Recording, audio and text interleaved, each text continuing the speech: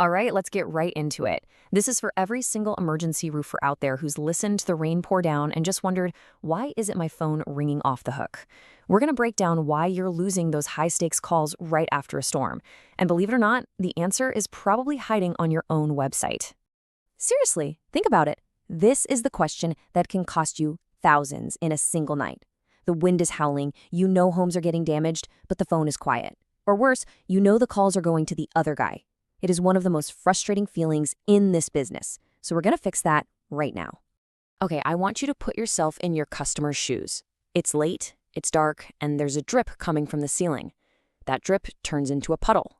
They are in full-on panic mode. So what do?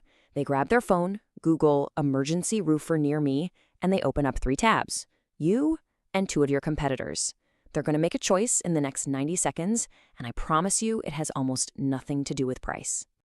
And here's the fundamental disconnect, the big mistake we all make. We think we're selling speed. We plaster 24/7 service all over our websites. But a panicked homeowner, they aren't buying speed. They're desperately trying to buy control. They don't want a vague promise. They need a concrete plan that tells them the damage is going to stop. So control? That's the real product here. It's not a thing. It's a feeling. It's the feeling of safety and relief that washes over someone when they see you have a predictable step-by-step plan. It lets them finally take a breath and think, okay, someone competent is taking over. This chaos is about to end. That feeling is what they're trying to buy. And this is exactly why most emergency pages completely miss the mark.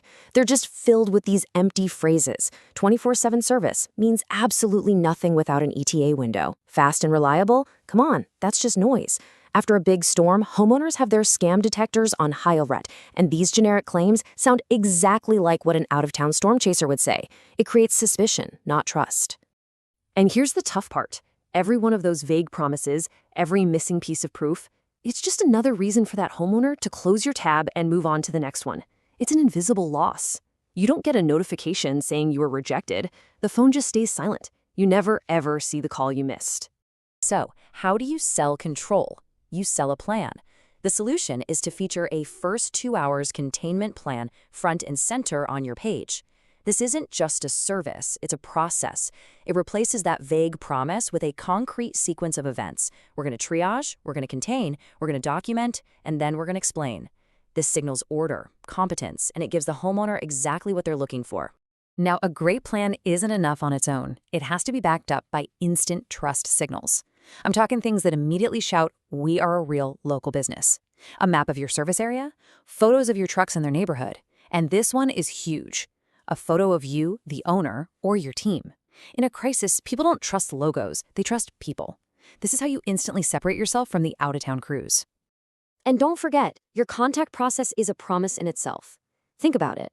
A contact form that says, we'll call you back. That's basically telling a panicked person, take a number, we'll get to you when we can. That's a deal breaker. But a big, clickable phone number that promises a real person on the other end, that's not a contact method, that's a lifeline. It feels like help is already on the way. And where you put all this proof is just as critical as what it is.